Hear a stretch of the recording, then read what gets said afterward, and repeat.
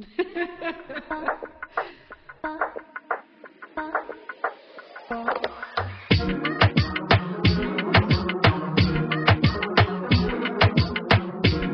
back to another episode of Emotional Nightmares. I am your host. My name is Tyler, and on today's episode, we got a guest with us. We're going to kind of be all over the place, kind of winging this as we go, but we're definitely going to cover some good topics. We're definitely going to talk about some domestic violence situations, kind of give you a voice, so to say, find a way out, right? Because there is always a way out.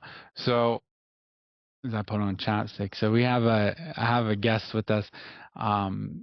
She is going to speak her experience with it.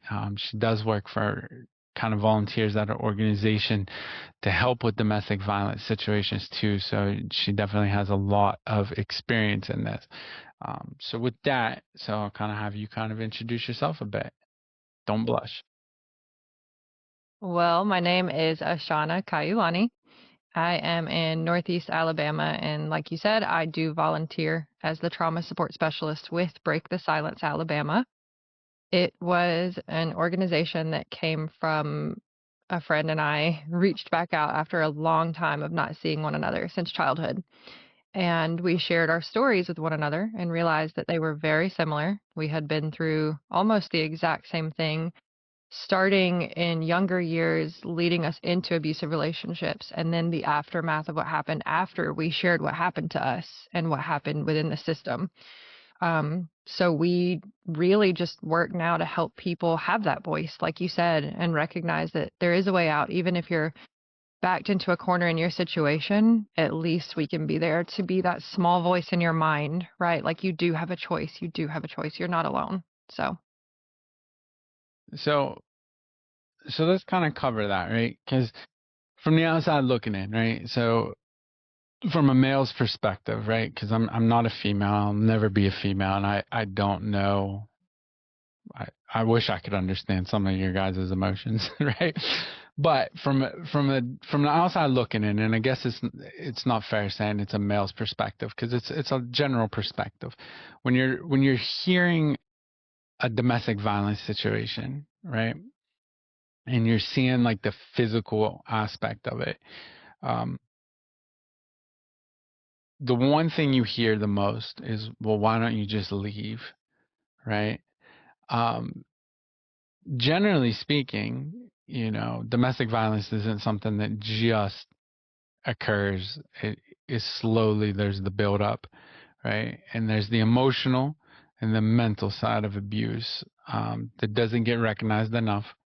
Like so tell me, so paint that picture. What does it look like so people understand what it looks like? Well, for one, it can start very young. So I do want to say that here because I think that gets glossed over. I think it was February. It was actually Teen Dating Violence Awareness Month. And so we put out all kinds of posts letting people know, parents and teenagers, these are red flags. And so it does start in very small and seemingly innocent and naive ways, such as constantly needing to know someone's location, constantly needing to know who they're with. It can look like text bombing and calling a lot anytime that person is away from you. And this slowly erodes at someone's ability to be happy away from the abuser over time because it's like that hypervigilance sets in, but it's over what? You don't know. You don't even know Yeah. what you need to be worried about, but it's this feeling that you can't really relax. And that's how a lot of the abuse happens, actually. It's not usually overt and in your face and sudden, like you said. It's things that chip away at your ability to just be present and relaxed in the moment. And the tricky part of it is that there's that trauma bond aspect of it. So Mm. the way that we get safety back is to go be near that person, is to reassure that person, is to have contact with that person. And so what we're teaching our brains over time with this is that that shoe that we're waiting to drop, the only way to prevent it from dropping is to go be in proximity to this person.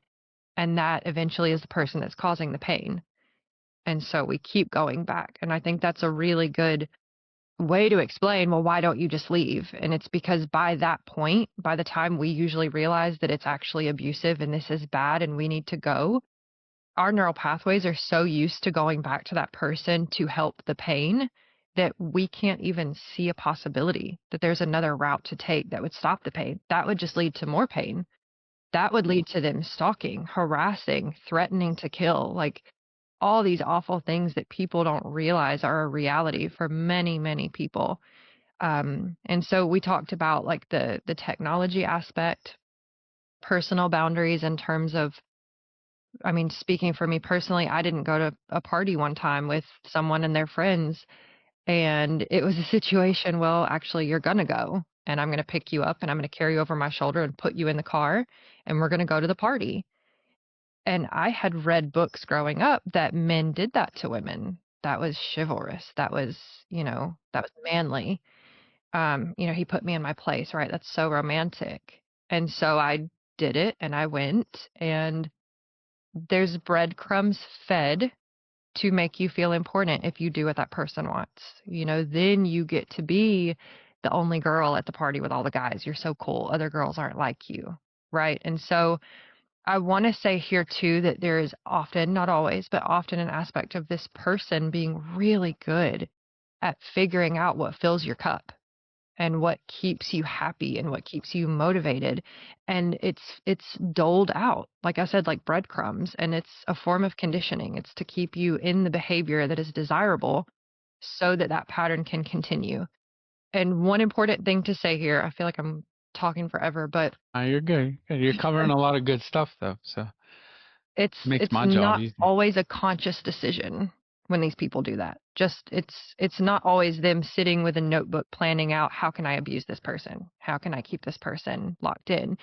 So in the same way that we formed these personality traits, characteristics, communication styles, they did too. And they figured out that it worked for them, even on a nervous system level. That is what kept them safe or approved of, validated, seen, feeling important.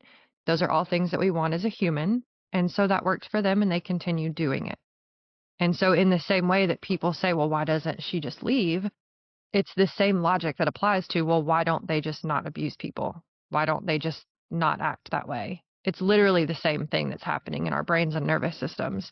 But the victims often aren't afforded the same,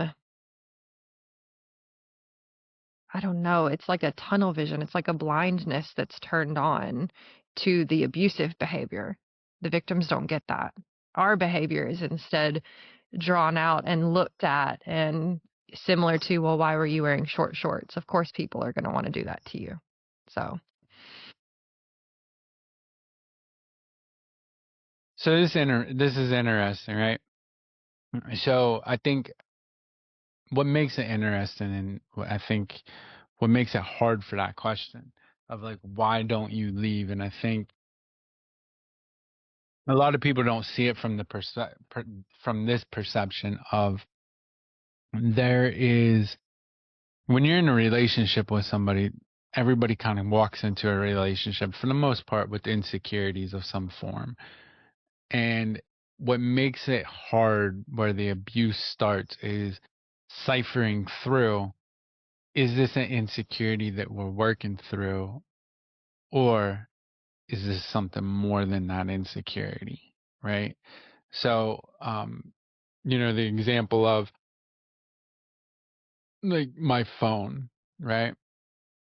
My phone is like mine, right? So, like in a relationship, you're entitled to a form of privacy.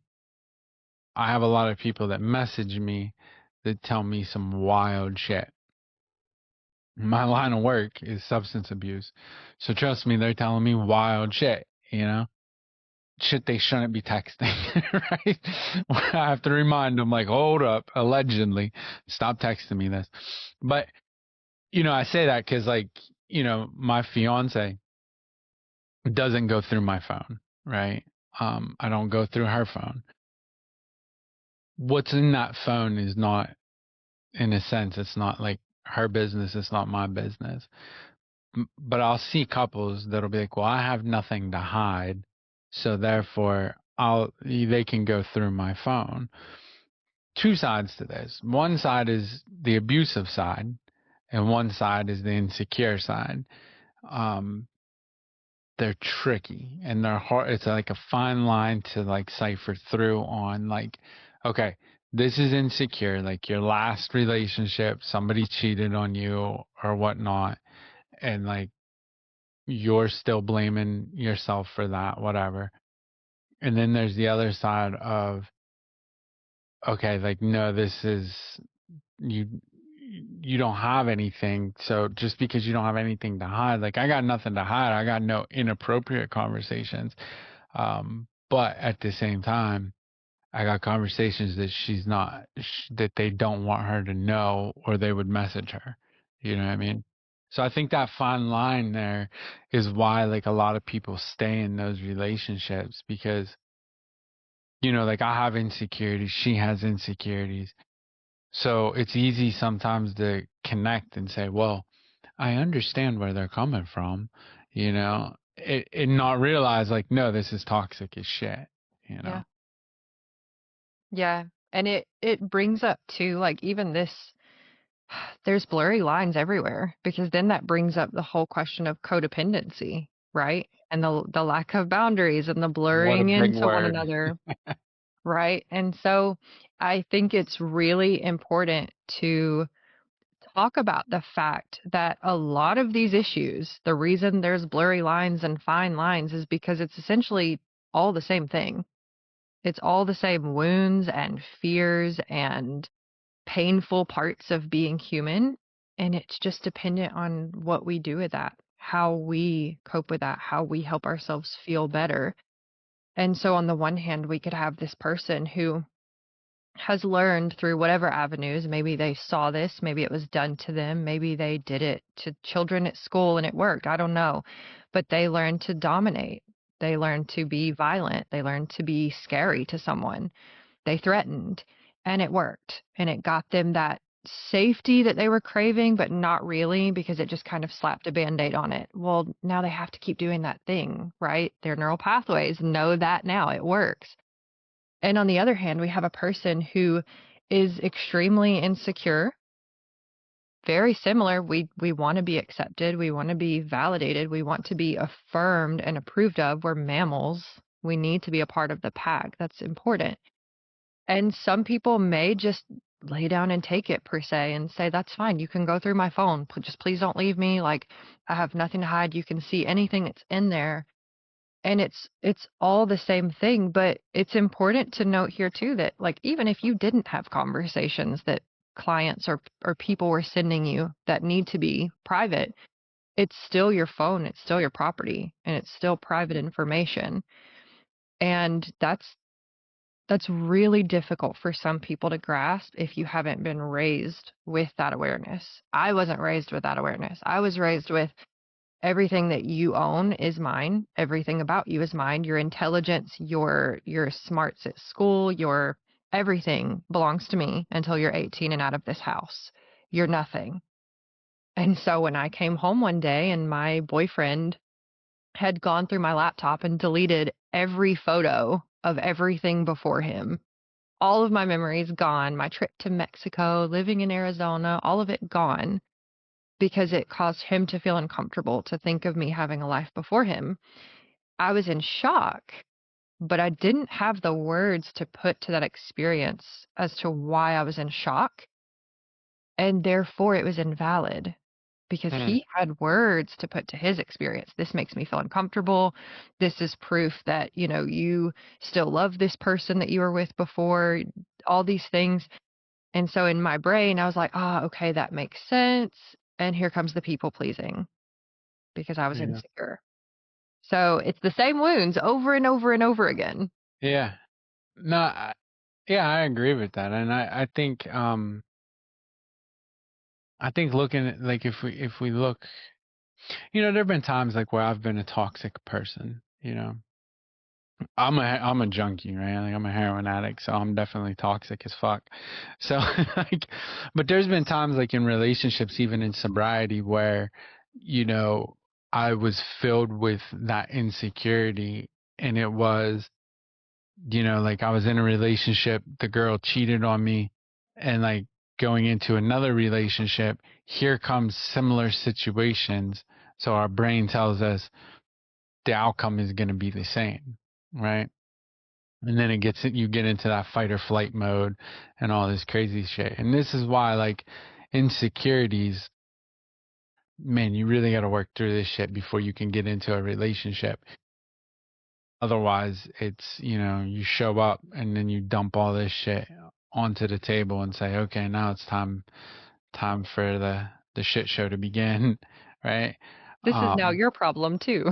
yeah, it's now your problem, Yeah. you know. But the actual abusive side. So in my experience, abuse is taught, right? It's a taught behavior, just like hate, right? Love is like a natural behavior. Like when you're born, you see babies and stuff are happy, go lucky and stuff, and it's with animals too, right? Like I can grab this thing, right? And she, right now, she's fine, right? She has no fear, no care. She's not abused. She's got love, right? I'll put you back on your tree. I'm sorry for grabbing you. So, but she's fine. Um, where if I start yelling and screaming and, all of that shit later down the road, now the fear responses come in, right? And now that's kind of what they're taught. And I think that, when we speak of physical abuse, it's because it's what you see. And like I know, I put I I put it like this: like relationships are no different than heroin, right? I don't know if you've ever done heroin, but it's a magical little pill, right? A little oxycontins, they're magical. So in the beginning, they're great. You know, they're warm, sunshine, everything just feels like a warm blanket. It's great. And then it destroys you from the inside out, right? And then you start suffering and like it's just fucking hell. But you're still chasing that, but it was great. It was great at one point. And that's how toxic relationships are, and you look at like the physical abuse or mental, emotional, whatever kind of abuse, and it starts with well, it's okay because there was this time, right? Yeah. And then something I hear most common is, man, I just had this conversation with a client actually, where it was, well, it's okay that they want to do this because at least I'm not getting beat, because we go from one trauma relationship to the next. And it's same kind of abuse, just different levels, right? So our brains tells us, well, at least I'm not getting physically assaulted, you know. And I think that's the most dangerous right there. Yeah, absolutely. Because number one, our brain responds to all trauma the same. So the psychological abuse is just as damaging to the psyche as the physical abuse. So there's that we have a bit of like a cognitive dissonance around, which is understandable, right? Like you're not being physically beaten. Logically, that makes sense. But, and this is uncomfortable to say, but if you have a person who's able to assert their will and get you to do or act the way they want you to through psychological manipulation, they don't ever have to lay a hand on you. You'll do it Right. yourself, Yeah. right? So, I mean, through that logic, it's the same thing. We're experiencing the same thing. And that's really important for people to grasp is that it's still having the same effect on you. There's a book called Soul Murder, and it's talking about children who experienced psychological abuse. And there's studies that have looked at the brain scans of children who went through that versus physical abuse, and it's the same thing. Hmm. Yeah, I mean, probably worse, honestly. Like, I think so. especially in the developmental stages of childhood. I mean, that's probably worse. Um, it's hard, right? Because like I know, like we deal. like I deal with substance abuse a lot, so it's hard when coming from the world that we come from of drugs, and then you throw kids in the mix. Um, it's hard to understand how to even be there for yourself, let alone parent another child, right? Um, so I think like this kind of goes hand to hand with substance abuse because most people that have like an addiction, you know, it's one of two things. It's either you don't parent enough, you just kind of let the child do whatever because you don't want to fall victim to the same bullshit that you went through, or it's the same bullshit that you went through because you don't know any different. You know what I mean? So I think sometimes it's probably more damaging than the actual physical abuse. I would agree. I would agree, especially growing up with both sides of that. I had the parent who didn't parent at all, and then I had the parent who was extremely authoritarian, strict, physically abusive, psychologically abusive, both of which I can kind of track through my foray into adulthood and realizing that I wasn't really an adult at all until late 20s because I had no fucking clue what I was doing. And Yeah. I had kids, and I had the moment of crying on the kitchen floor, realizing I have no idea how to be a mother to these children, and finally realizing I see now why my mom was an addict. I get it. I really do get it. This is the hardest fucking thing I've ever had to do. And I mean, I did it. Here we are. But I also swung into one direction or the other. And I overparented, we could say. I mean, I don't think that physically hitting my children is parenting. So I'm grateful that I learned and stopped doing that, and I don't do that now. But I saw the effect that it had on my older children, and I continue to see it because my oldest is now a teenager and we still talk about it. And I posted one time a post on Facebook that trauma is the gateway drug because it really leads us Mm. to these mechanisms, these addictions. And it really upset a lady who had lost her son to addiction. And it's sad. I mean, that I can't imagine losing my child for one. Um, but we've got to be able to have these difficult conversations to look at the why and to look at the how and to look at all the pieces, the threads of our society that are allowed to just maintain, right? Yeah. These Eh, conversations are important. Yeah, I mean, I agree. It's kind of what our podcast is built off of is, unfortunately, build a podcast out of trauma. Um, but I mean, that, like trauma is subjective, right? Because like that's the thing with it is, I get that a lot from parents. Because like I've worked in substance abuse for like 20 years. I took like I took about a 4 year break one time to go work for Child Protective Services, which was just more trauma. But um, other than that, though, I've worked in nothing but substance abuse, and I've lost a lot of people. I've lost a lot of clients, right? Because it's especially now, because the drugs now people are dying left and right from the most craziest thing, right? Like they're overdosing on cocaine. You should never like you shouldn't nod out on that, but people are, and it's crazy. But I've had those parents who have, come to me and they we've talked about that. And, I've had a few of them talk to me about like where did I go wrong?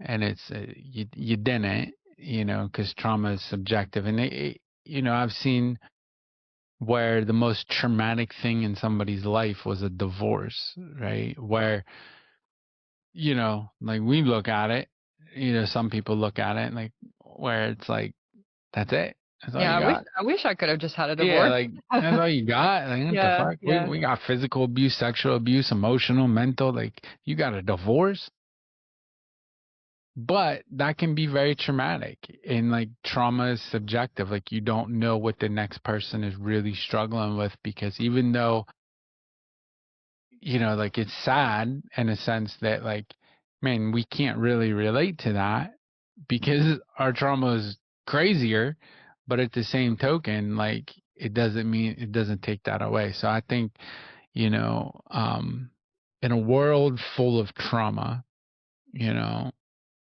the worst thing in the world is like you get told, just fucking deal with it. And like we don't know how to deal with it. So then the coping skills come in, which is drugs, alcohol, sex, gambling, Anything. anything, those are your big four, right there.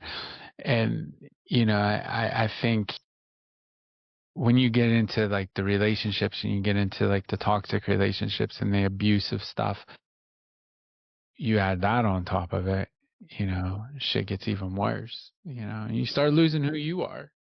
You do. You do. And that's a really important point because something that I hear a lot in domestic violence work is like, my gosh, how could I have been so stupid? Like, I mean, I said that to myself about what I went through. And kind of segueing from what you just said, no, we don't know what another person's trauma felt like, but these emotions that we go through as humans are universal. I mean, we've all felt pain, we've all felt sadness, we've all felt anger, we've all felt grief in different colors and flavors, sure, but it's still like when a person is hurting, we've felt hurt. And I think that a really endearing trait that we carry with us into these toxic relationships, and I hope that people hear this and hold it with care for themselves. And this is not to get you to hold care for other people and say, oh, they can't help it that they abuse you. Don't, that's not what I'm saying here. What I'm saying is that we go into these relationships with a very beautiful childlike hope that this is going to be someone that we can love and trust and that will love and trust us, and we can hold that sacred together. Number one, these relationships kind of distort that, and we carry that with us into future relationships, and it's scary to trust anyone, including ourselves. But number two, I think that's what makes people so beautiful is that we do go into these relationships wanting that. And it is very sweet and it is very endearing. And a lot of us weren't taught how to have healthy boundaries within that and how to have that fully formed sense of self within that. So, again, like going back to the codependency and the fine lines, it's okay. I don't think that it's something that people need to be like shaming or blaming themselves for. Your desire to have a conscious relationship with someone it shows how awesome you are. That's great. You're amazing, right? But I do think that we have a responsibility to ourselves and to others to learn and grow from what we've been through. And that's what makes trauma so tricky. Because on the one hand, you want to just sit and hold someone and just be like, I get it. I'm so sorry. Like, life sucks. This is so hard. I'm so sorry for what you went through. But then on the other hand, you have this, or I at least have this desire to let people know, and there can be more after, and you can keep going. And yes, it's scary to trust people and trust yourself again. What can we do to help you with that? Because it is a yes and I know that people are saying that lately, but it's very true, and it's hard to hold space for that and not upset people sometimes. Yeah. Yeah, I agree.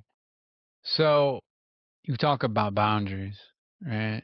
In your own personal experience, because you've gone through that as well too. You've gone through the domestic side of it. How did you learn to establish boundaries? Loaded question, right? Um, Let me see. So I'll say at first, I did not have any concept of boundaries. My mother, there were none. My father, there were none because I existed as his property, basically. And so I was taught that my body was for use by other people, that communication likely needed to be lies of manipulation in order to get what you want.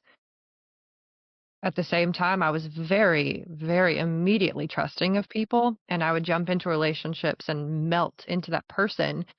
And then when they didn't meet my expectations and they hurt me, I would snatch that back away. And it was almost as if a light switch had been turned off and I just felt nothing for them. It was the craziest thing. I could not understand how my brain did that.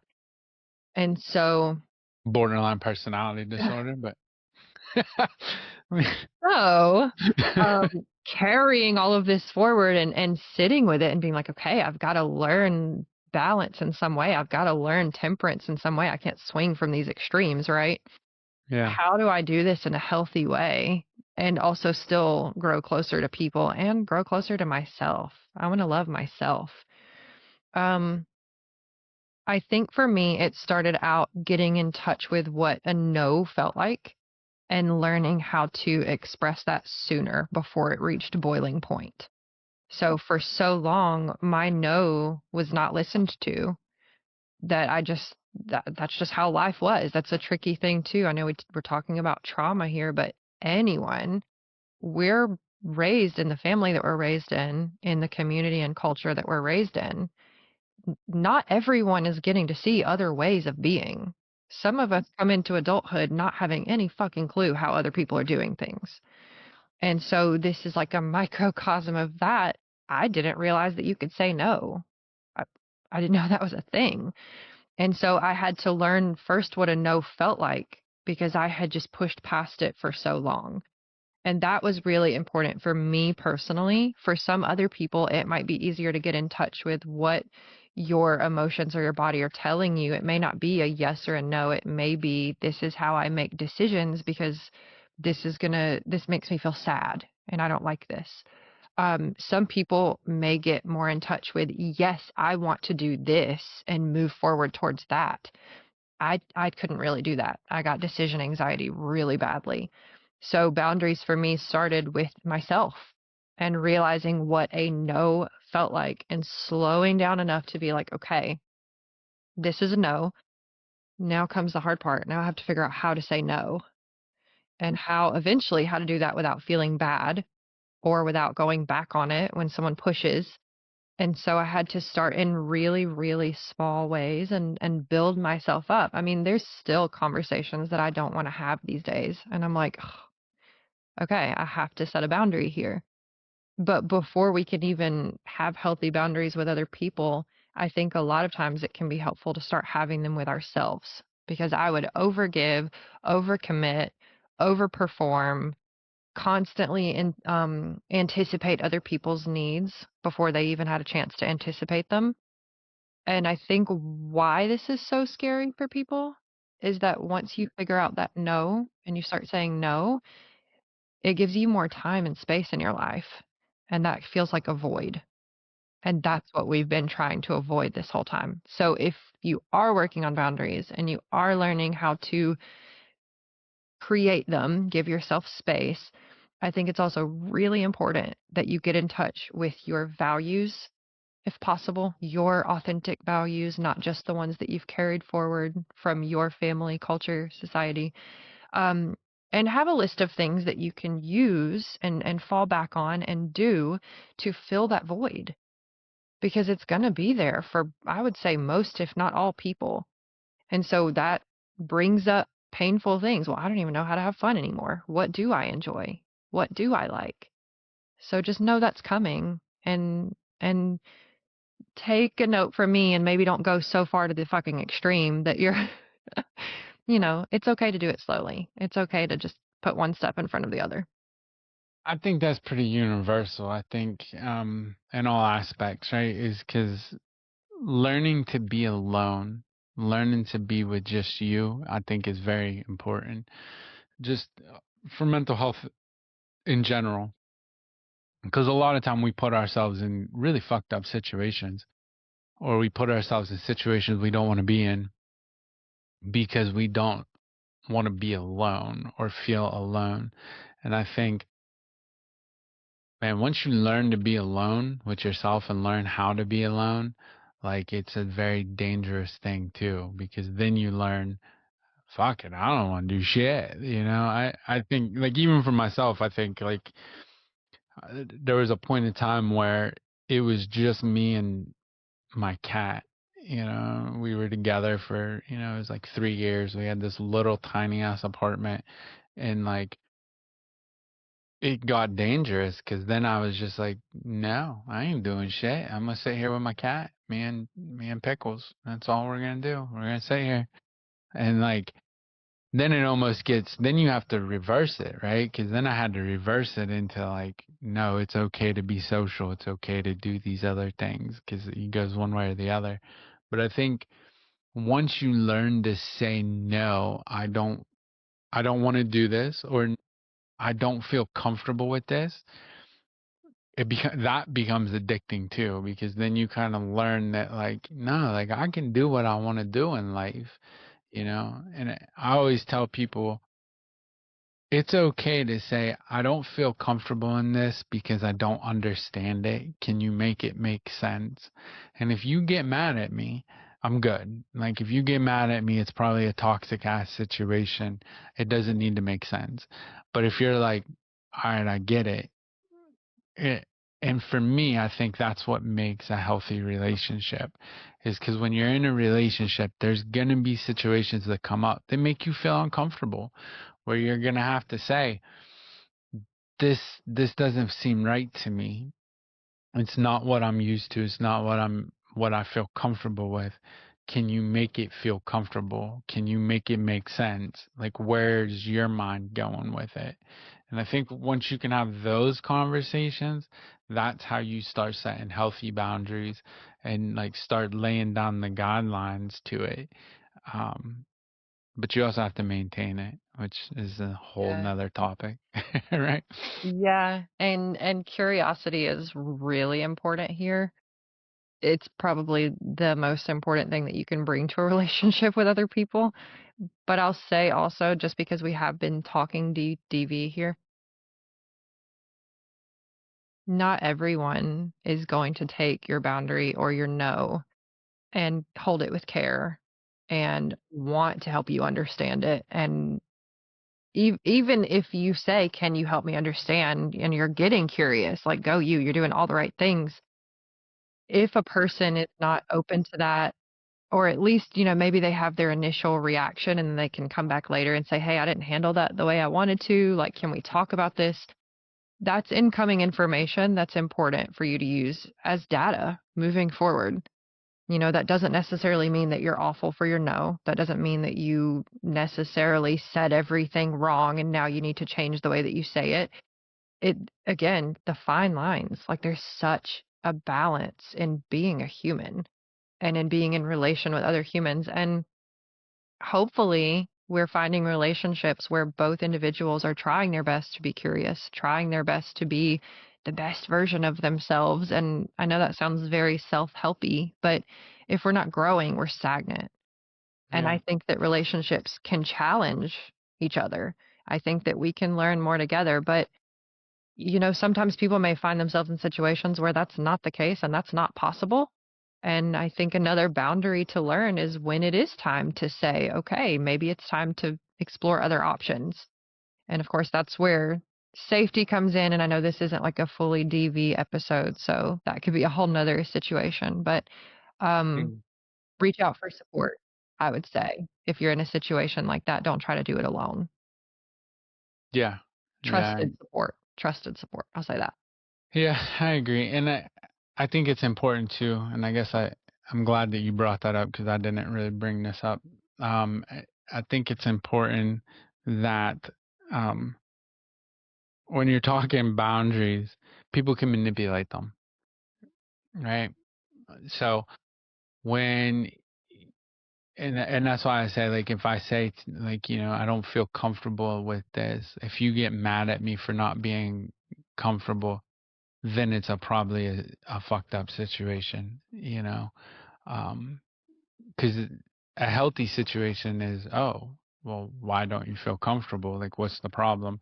And one of the big ones, and we'll go ahead and say this, and I'll get ready for the scrutiny on it. Men and women can be friends, right? Like they can be friends. It's not a lot of times like I'll see those insecurities creep in there where it'll be like, well, you can't have a male friend. If you have a male friend, then like you must be sleeping with them, and like, or you did sleep with them, which honestly, if you already slept with them, then good. Then the fucking sexual tension's gone. Like you don't have to worry about that, right? But if like, what the hell? But like you see this a lot, and I've been like this. There's been times in my past where I've been like, this doesn't make sense. Um, but like when you kind of mature and like you look at it from a different angle, and like you understand, like men and women can be friends, and that's okay. Um, I see a lot of people fall victim into the whole, well, I don't have any friends. Why don't you have any friends? Well, my boyfriend or girlfriend doesn't like, my boyfriend doesn't like this girl because this girl is single. Oh, what the fuck does that got to do with anything? Or I had a friend, but it was a male, and I'm not allowed to talk to him now because, you know, he probably wants to sleep with me. And here's a fun fact that everybody hates me when I say this, but like you're a female, right? Through. Yep. Here we are. So, fun fact. So, since the age of 12, we'll say 12 or 13, every male your age that you have met, right, has tried some crazy shit with you, right? All throughout high school, men your age, like children your age, all the way up to adulthood, right? You are well aware of when a male has ill intent, right? You are well aware when a male is crossing the line from wanting to be a friend, Yeah. right? For the most part. Because there are times, right? Like I'll give you an example. So there was a time like with my fiance where I'm like, listen, I'm telling you, this isn't his intention. His intention is not to be your friend. I'm telling you. And she, no, no, no, no. Okay, we'll see. Right? And then the message came. I can't be just your friend. I'm like, told you. Like you can see certain things. But for the most part, like you as women are really good at picking that apart, right? Yeah. So it's toxic as fuck if you're in a relationship where the man is telling you, well, you shouldn't be in the relationship because I know this guy is doing this or that, but you've been friends with them for 10 years. I'm pretty sure you're well aware of what their intention is within 10 years. I mean, that would be safe to assume, given since the age of 12, what you've gone through, right? Yeah. Yeah, this one, see, this one is where the fine lines come in too, because I'm thinking back, and I have a friend that I've been friends with for almost 30 years at this point. And he, as teenagers, he would always like flirt with me and like call me dream girl and things like that. It would never happen. And this is a close friend. I mean, like, we know each other's deep, dark secrets.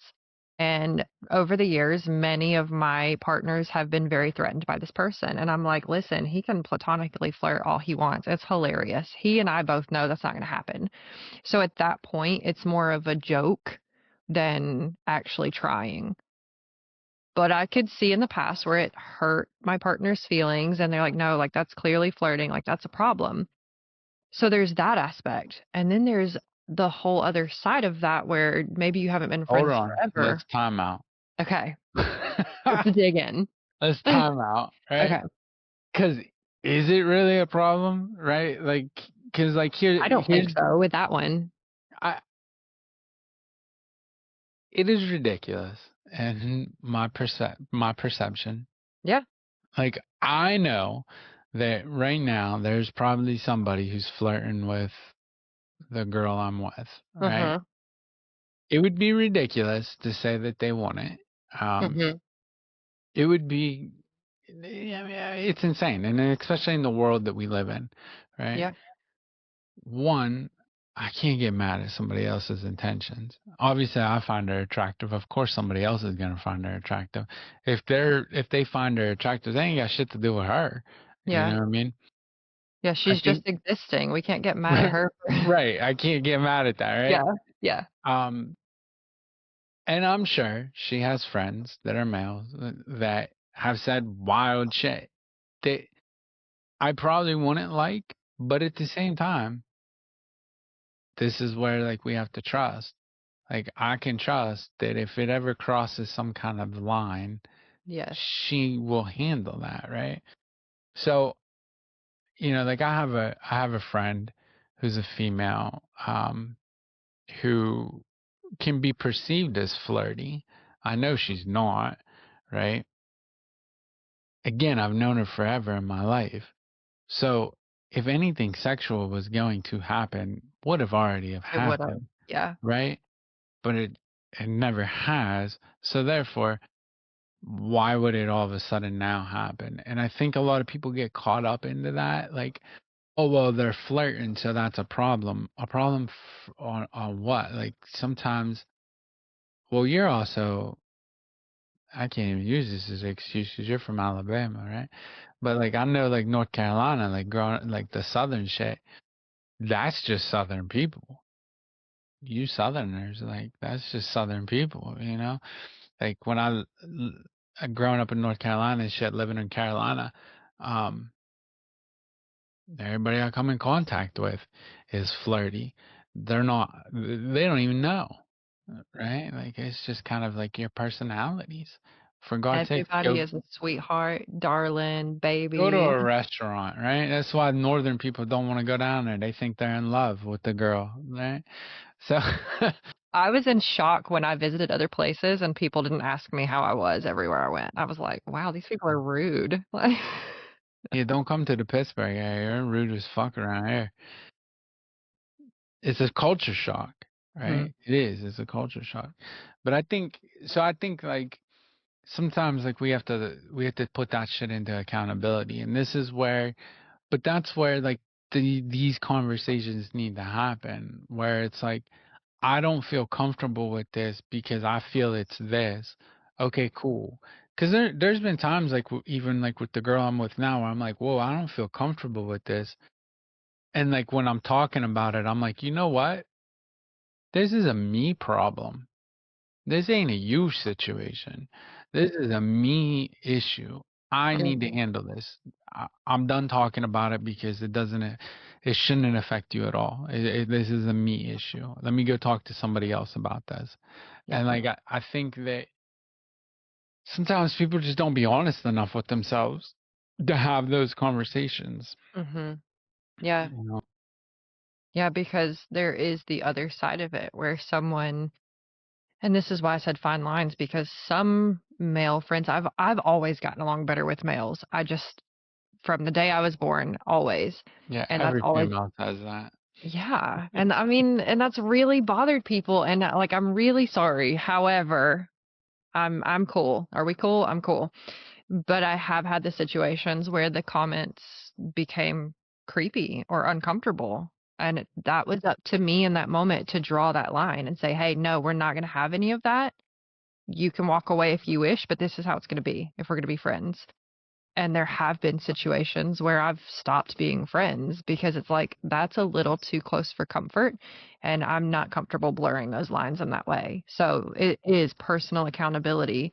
And when you shared that about like being a certain age and growing up, and pretty much every guy has in some way tried something or said something crazy or off the wall, it got me thinking. We were talking before this episode about how women are often preyed upon and don't feel safe walking into a room. And I'm kind of putting puzzle pieces together here of the things that maybe we take personally or we take blame for, or if it made partners uncomfortable, we just kind of internalize that. And it's like, oh, yeah, I'm too flirty. I'm too whatever. And I think there's a whole different conversation that could be had on another episode about that. Yeah, yeah. I mean, yeah. Yeah, I think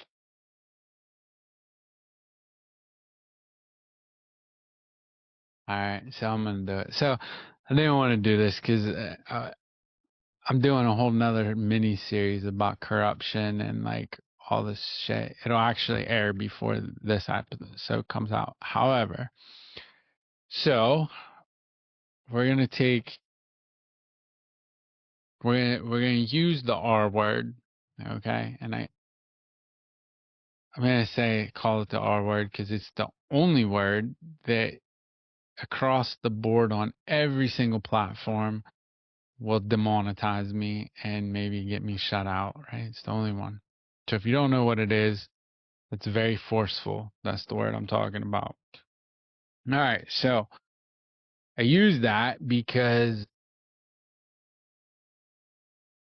I know of a situation, right, of where this happened to somebody, and the conversation became, well, one, what were you doing in that situation? Why were you there? Two, what were you wearing? You know, it becomes that victim blaming. It becomes that like, well, you were wearing this, so therefore you were asking for it, and you shouldn't have even have engaged in that kind of conversation.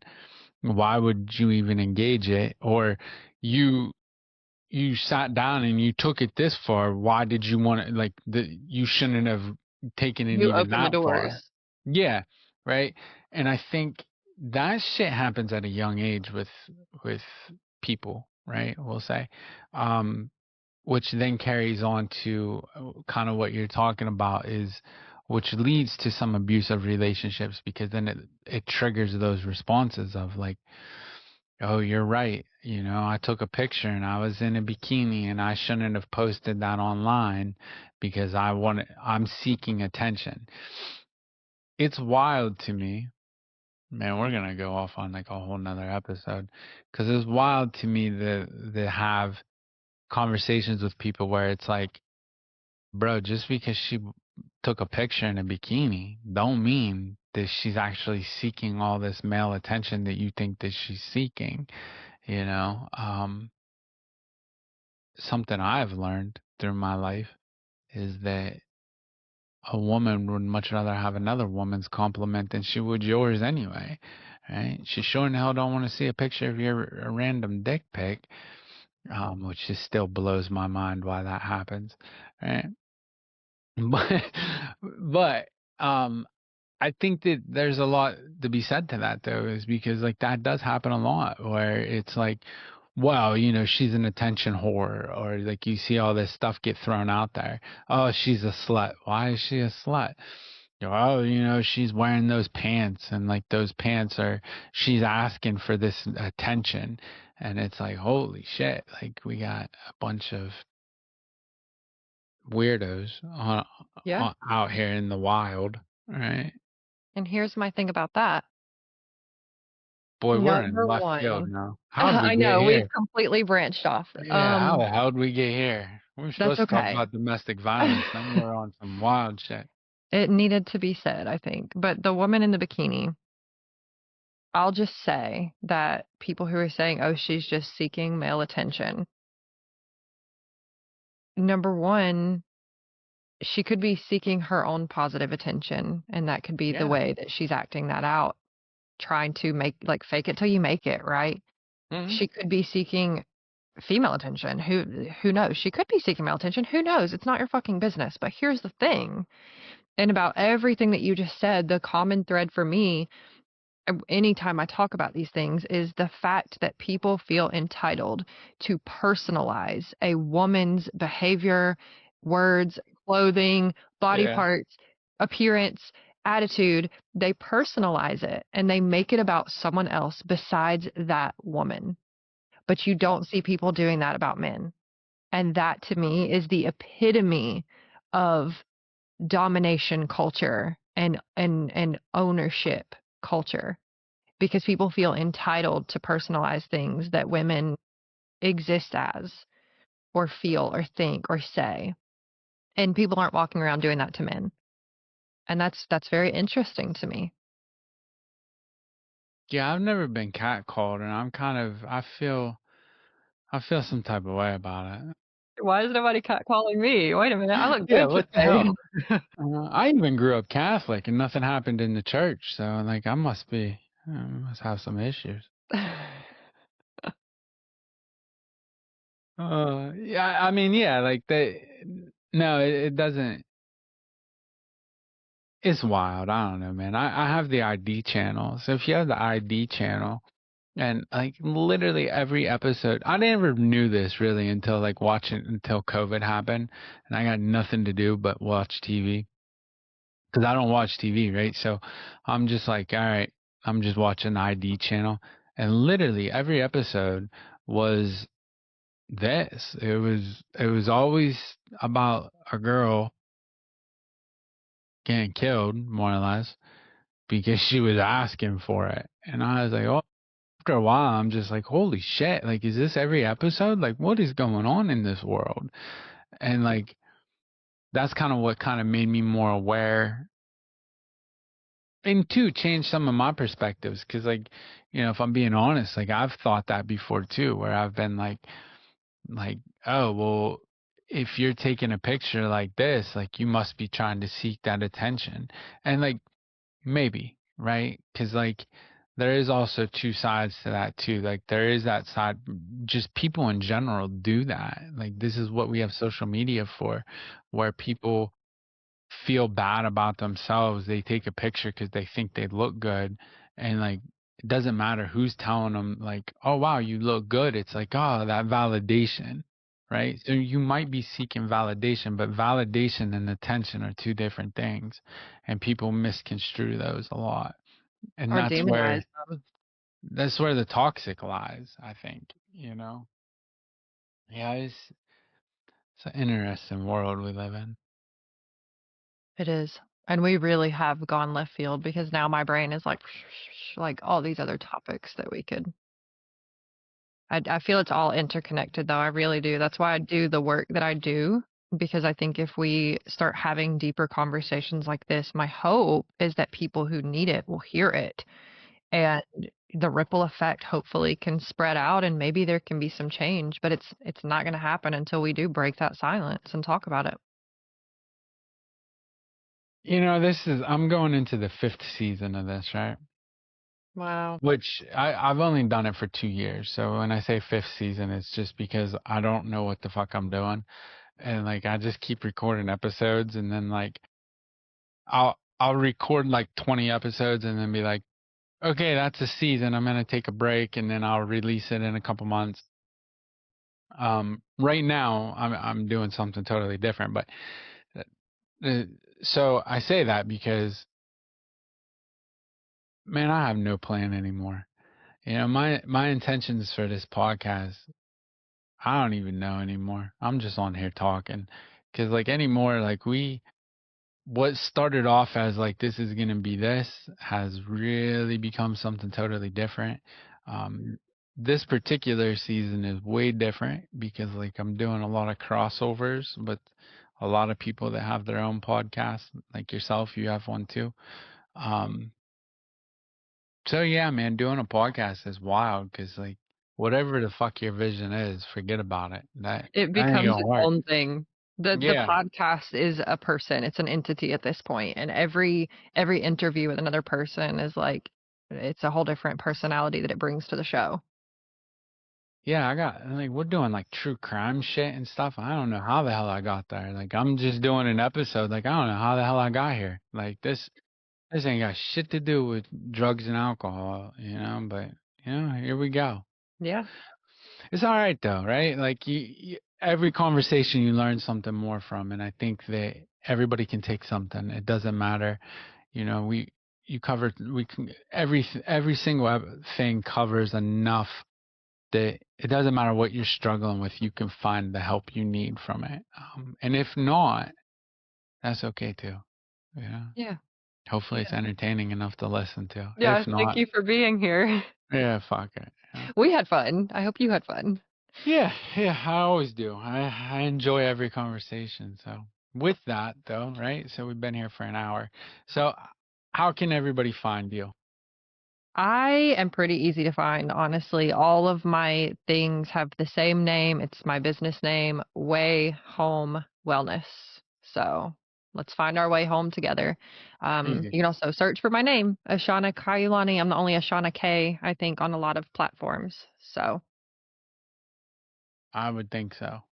It's a very unique name. Yeah. All right. So, as always, could have been anywhere in the world today. You sat here and chose to be with us for this hour. So I greatly appreciate you for listening. Hopefully you got something out of it. If you did not get anything out of this, there's other shows on this channel. If it's not my channel, go listen to somebody else. Everybody and their brother has a podcast. I don't care where you get help, just get help. If it's not from me, find it somewhere else, because at the end of the day, you don't have to suffer alone today. It's the only message this podcast carries. We provide hope enough that you don't have to be alone and suffer. If you need resources, please reach out. We will get you the resources you need. Maybe not so much in domestic violence. Reach out to her. Don't reach out to me, because I don't have that many resources for that. But drugs and alcohol and mental health, I do have resources as long as you are in America.